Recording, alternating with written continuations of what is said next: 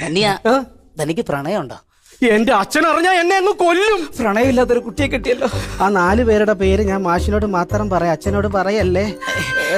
ഇല്ല, കുട്ടിക്കാലത്ത് ചെറുപ്പത്തില് മാഷിനുണ്ടായിട്ടുണ്ടോ പ്രണയം? ധന്യ, ഈ വിനയചന്ദ്രൻ മാഷിനെ കണ്ട പ്രണയമൊന്നും ഇല്ലാത്ത ഒരു മൊണ്ണയാന്ന് തോന്നുന്നുണ്ടോ? ഇല്ല എന്നാണ്. മൊണ്ണയാണ്. അല്ല, പ്രണയം ഇല്ല എന്ന് പറഞ്ഞാ പറ്റത്തില്ല. കുഞ്ഞുനാളിലെങ്കിലും അല്ലെങ്കിൽ ഒരു പ്രണയമെങ്കിലും ഉണ്ടായിരിക്കും. ധന്യ, അന്നും ഇന്നും എന്നും എന്റെ പ്രണയം നളിനിയോടും ലീലയോടും വാദത്തോടൊക്കെ ആയിരുന്നു. ആന്റിമാരോടാണല്ലേ കമ്പം.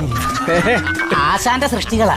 സ്വന്തം ആശാൻ പഠിപ്പിക്കുന്ന ആശാന്റെ മക്കള് പോലും ഇയാൾ വൃത്തിപ്പെടുത്തില്ല. ധന്യ, കുമാരനാശാന്റെ സൃഷ്ടികളാണ്. കവിയാ കവി. അതാരാ അത് കുമാരനാശാൻ? അറിയില്ലേ? ഇല്ല. വീട് എവിടെയായിരുന്നു കറക്റ്റ്? ആറ്റിങ്ങല്. ആറ്റിങ്ങല്ലേ? ആറ്റിങ്ങിന്ന് കുറച്ച് മുന്നോട്ട് മാറിയിട്ട് തോന്നക്കൽ എന്ന് പറഞ്ഞൊരു സ്ഥലമുണ്ട്. അറിയാം. അവിടെ കണ്ടിട്ടുണ്ട് ഒരു പ്രതിമ, ഒരു സ്മാരകം പോലെ പുല്ലൊക്കെ വലുത് മുട്ടൻ കണ്ടിട്ടുണ്ട്. അത് അച്ചപ്പക്കടയല്ല, അതാണ് കുമാരനാശാന്റെ പ്രതിമ. ഇറങ്ങി പോയി നോക്കണം കേട്ടാ. ബാങ്ക് മറ്റേ പെൺപുലി സംഘടനയില്ലേ, അപ്പൊ അവിടുന്ന് നമുക്ക് പരസ്പരം ജാമ്യത്തിൽ സഹകരണ ബാങ്കിൽ നിന്ന് ലോൺ കൊടുക്കുന്നുണ്ട്. അപ്പൊ ഞങ്ങൾ ലോൺ എടുക്കാനായിട്ട് ബാങ്കിൽ പോവുമായിരുന്നു. പോകാനായിട്ട് തീരുമാനിച്ച് ഒരുങ്ങി കെട്ടി ഇറങ്ങിയ ശേഷമാണ് എന്നെ ഓർക്കുന്നത്. ഏട്ടനോട് പറയാതെ പോവോ? ഏട്ടന്റെ അനുവാദം കിട്ടാതെ ഞാൻ എവിടെയെങ്കിലും പോയിട്ടുണ്ടാ ഇതുവരെ? എന്റെ അനുവാദം കിട്ടില്ല, നീ പോകൂലേ? പോത്തില്ല. ഇതെങ്ങനെ പരസ്പരം ജാമ്യം നിൽക്കല്ലേ പോകേണ്ടത്? നീ ആർക്ക് വേണ്ടി ജാമ്യം നിൽക്കണം? ചേച്ചിക്ക് വേണ്ടിട്ട്. അപ്പൊ നീ പോകായിരുന്നു പിന്നെ നമുക്ക് ജാമ്യം കിട്ടണം.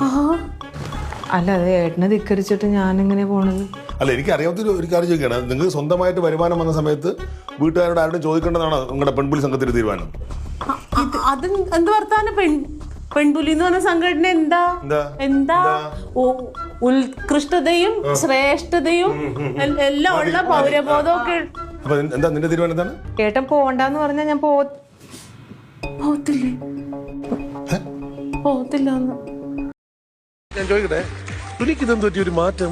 മറ്റേ ഷർട്ടൊക്കെ ഇവിടെ പോയി, പൂക്കളുള്ള ഷർട്ടൊക്കെ പോയി, മൊത്തം ഭയങ്കര മറ്റേ പൂനാച്ചിയും.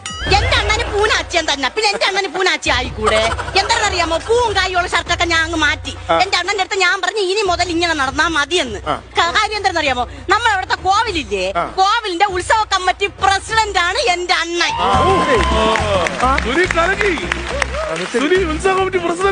ഓ, എന്റെ അണ്ണൻ പ്രസിഡന്റ്. ഏകകണ്ഠമായിട്ടല്ലേ എന്റെ അണ്ണനെ തെരഞ്ഞെടുത്തത്? നീലകണ്ഠനെ തെരഞ്ഞെടുത്തെന്ന്? നീലകണ്ഠനല്ല, ഒറ്റ സ്വരത്തിൽ തെരഞ്ഞെടുത്തെന്ന്. ഒറ്റ സ്വരത്തിൽ തെരഞ്ഞെടുക്കാൻ ഞാൻ ഒരു ഗാനമേളയ്ക്ക് പാടാൻ പോകാം. എന്നെ അതല്ല പറഞ്ഞത്, എല്ലാരും കൂടി ഒറ്റ സ്വരത്തിൽ തെരഞ്ഞെടുത്ത് നമ്മളെ കമ്മിറ്റി പ്രസിഡന്റ് സുനിയാണെന്ന്. ഞാനാണ് പ്രസിഡന്റ്. സുനിയാണ് കോവിലിന്റെ പ്രസിഡന്റ്. അത് കലക്കി. ജോലി ചെയ്ത് ഇവിടെ എന്റെ നട്ടല് വെള്ളമാക്കും. അണ്ണാ അണ്ണാ, എന്തൊരു കണ്ണാന്ന് അണ്ണ അവിടെ വാ വളർന്ന് കിടക്കണത്. ആ തള്ളിക്കോട്ട് പറഞ്ഞു എന്തൊരു എനിക്ക് വയ്യന്ന്. അണ്ണാ, ഇതും കൂടെ നനച്ചു തരുമോ അണ്ണാ? എന്തരടി ഇത്? സാരി.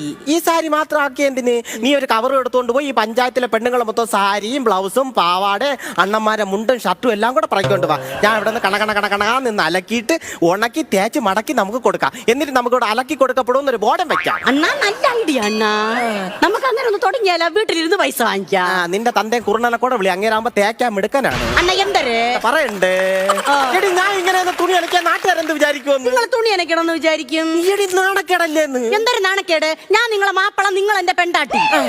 ഈ നാട്ടുകാർ മൊത്തം ഇപ്പൊ അത് തന്നെ പറഞ്ഞു. നീ അയ്യോ അണ്ണാ, എന്റെ അച്ഛനും പിന്നെ മറ്റേ സാധനം എടുത്തോണ്ട് വരുമോ എന്തോ? എന്തൊരു സാധനം? അച്ഛന്റെ കിണ്ടി അമ്മ രണ്ടാവും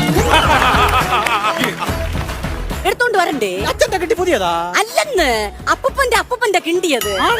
അപ്പൂപ്പന് കൊടുത്ത് കിണ്ടി, അപ്പൂപ്പ അച്ഛന് കൊടുത്ത് കിണ്ടി. ഇനി ആ കിണ്ടി അച്ഛൻ നിങ്ങൾക്ക് തരും. അല്ലേ, ഇവളെ അച്ഛന്റെ കിട്ടി കൊണ്ടാ ഞാൻ